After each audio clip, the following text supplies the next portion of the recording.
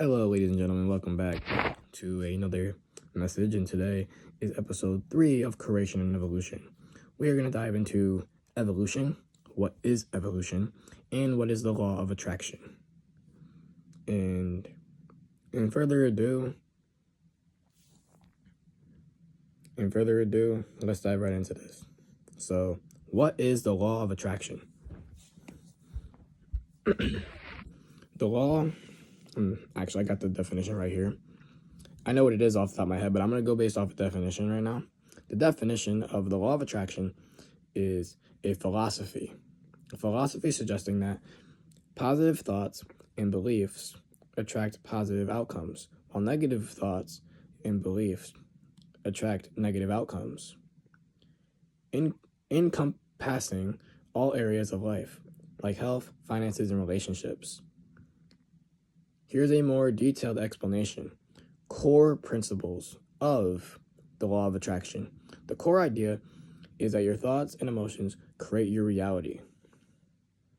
By focusing on positive thoughts and beliefs, you are believed to attract positive experiences, while negative thoughts and beliefs lead to negative experiences.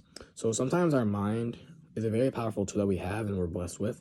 Our mind and our mouth, we got to use them wisely, because depending on how our mind thinks and how we process things and how we believe and how we speak things out, sometimes we could speak negative thoughts into existence versus speaking positive experiences into existence. The areas of application. The law of attraction is often applied to various aspects of life, including health, finances, and relationships, and also focusing on desires. In a health aspect, attracting good health and well-being through positive thoughts and habits. Through finances, it's attracting financial abundance and prosperity through positive mindset and actions. And for relationships, attracting fulfilling and loving relationships through positive beliefs and interactions. Now, looking at this in a philosophy perspective right now, because this is how we're looking at it right now, in a philosophy perspective, to focus, according to philosophy, how it works is focusing on our desires, beliefs, and trusts, taking actions, and reinforcing your desires. And pretty soon, we're going to also dive into the scientific perspective, which also dives into evolution and what evolution is and how evolution and the Big Bang Theory and all that stuff created the world. So, focus on desires in a philosophy way of law of attraction is identifying what you truly desire and focus your thoughts and energy on achieving it. Belief and trust, maintaining unwavering faith and trust that your desires will manifest, which means it will come true. Taking action. By the way, taking action speaks louder than words. Words may be impactful, but actions speak louder. Take action. While focusing on your desires, take consistent and purposeful actions to move towards your goals. And then, lastly but not least, reinforce your desires. Continuously reinforce your desires through visualization, affirmations, and gratitude. Gratitude is something that we all need. Gratitude is a very powerful tool that we need, and we need to approach things with gratitude and approach things with peace. Now let's look at it in a scientific perspective. A scientific perspective is, while the law of attraction is a philosophy and not a scientific law, some psychologists suggest that positive thinking and mindset can influence behavior and outcomes. In criticisms in a scientific perspective, some critics argue that the law of attraction is a form of PSEUDO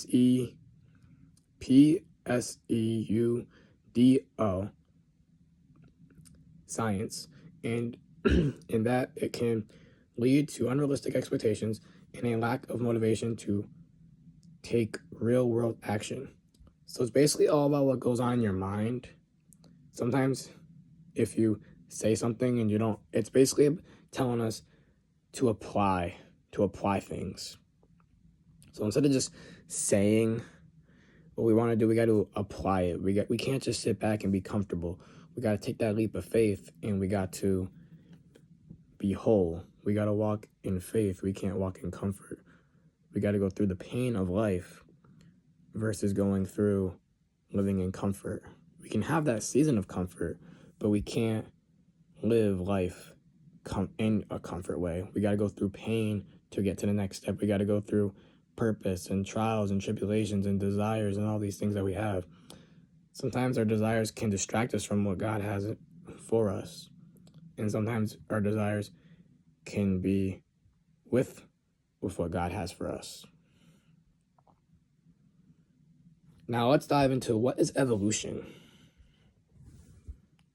We're going to dive into what is evolution.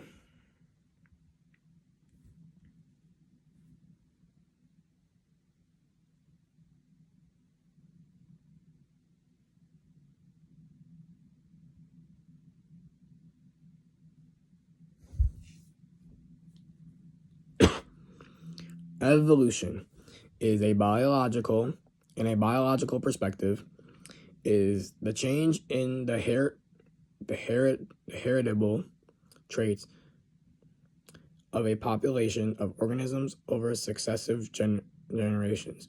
The process, driven by mechanisms like natural selection, results in the adaptation of organisms in their environment and can lead to emerge of new species. So basically, it's evolution. So evolution, for example, like dinosaurs and birds. Dinosaurs and birds are connected because even though dinosaurs were invented before birds, and birds were also invented, that's a huge debate. But like they're all evolved into each other and they all have fossil connections to each other. Let's dive more deeper into it. A heritable trait is evolution focuses on traits that can be passed down from parents to offspring through genes.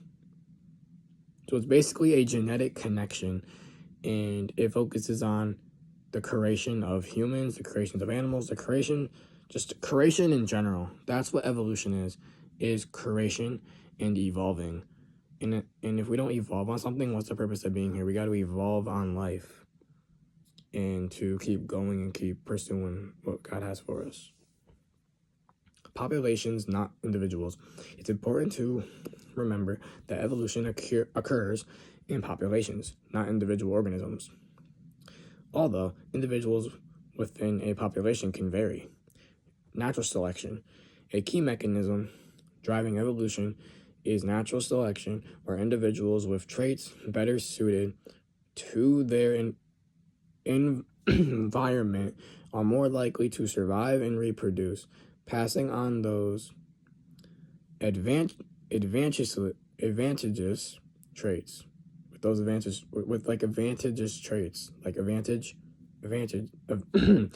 Advantageously traits.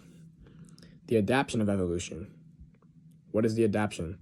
Evolution leads to the adaptation of organisms to their environment, meaning they become better suited to survive and reproduce in their specific surroundings. And then the species process. Over long periods, evolutionary changes can lead to the emergence of new species, a process called speciation. And what are a few examples of this? Lactase persistence and antibiotic resistance. Lactase persistence is the ability of some humans to digest milk as adults, which evolved relatively recently, and is an example of rapid evolution. And then antibiotic resistance is the evolution of antibiotic resistance in bacteria is another example of evolution in action, where bacteria adapt to survive in the presence of antibiotics. Evolution. A question that's often asked: is evolution a scientific theory? We're about to find out right now. Is it supported by abundant evidence, observations, and testable hypotheses allowing us to predict outcomes, changes, and impacts. The scientific theory of evolution is central to the Science Museum of Minnesota's work, forming the basis of their scientists' research on the natural world. Evolution is not a random process. Evolution is not a random process, but rather a process driven by natural selection and other mechanisms. Evolution is not about process or organisms always getting better through evolution. Another question we ask ourselves, is evolution a theory or not a theory about the origin of life? Evolution is not a theory about the origin of life. Evolutionary theory explains the development of life on Earth, but it does not address the origin of life. Right there, the origin of life. The origin of life, right here. Genesis. Open the Bible. In Genesis, the origin of life and how it was created. But evolutionary theory does explain the development of life. So evolution does play a part in how life is developed, yes, but it doesn't play a part of origin of life. Origin of life, open your Bibles. Evolution is not a theory about the existence of God. Interesting. This is an interesting topic. I never dove into this. By the way, I know what evolution is. I know how the world was created and all that, and Genesis and everything. I'm just going over this, and I'm also looking at Google's perspective and resources perspectives and science perspective of this right now.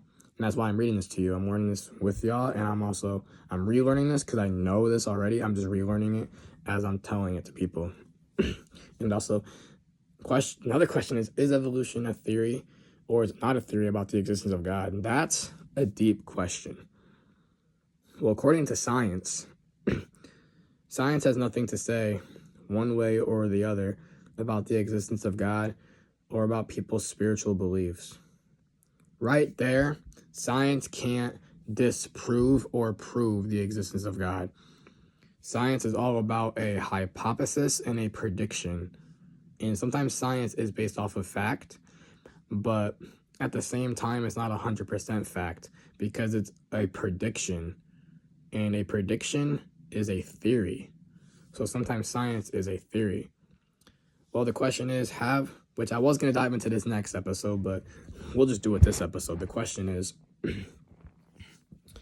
do some scientists believe in the existence of a higher power? And that is yes. Einstein, Albert Einstein, and there's a couple others too. I can't really think of them off the top of my head. But there are scientists that try to discover and try to look into the existence of higher power besides science creating the world. Because humans can't just magically just be like, voila, poof. Like, we can't just poof here. Like, there has to be some sort of creator. And right here leads to it. The origin of life. The origin of life is right here. But evolution does play a development in life. But at the end of the day, the origin of life overwrites what plays in the development of life. And the creator that created the life created evolution and created the development of life. So here we have it. Did God create evolution? If we look at the world and how it was created, the world was created by a living God and created by a highly power.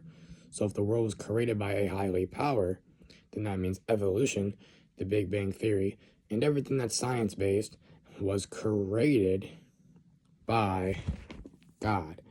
But it's not the origin of life. It's part of the development of life. But it's not how life began and the origin and the story of life. I just want to let y'all meditate on that. And I'm even going to meditate on that too. I'm going to remeditate on that.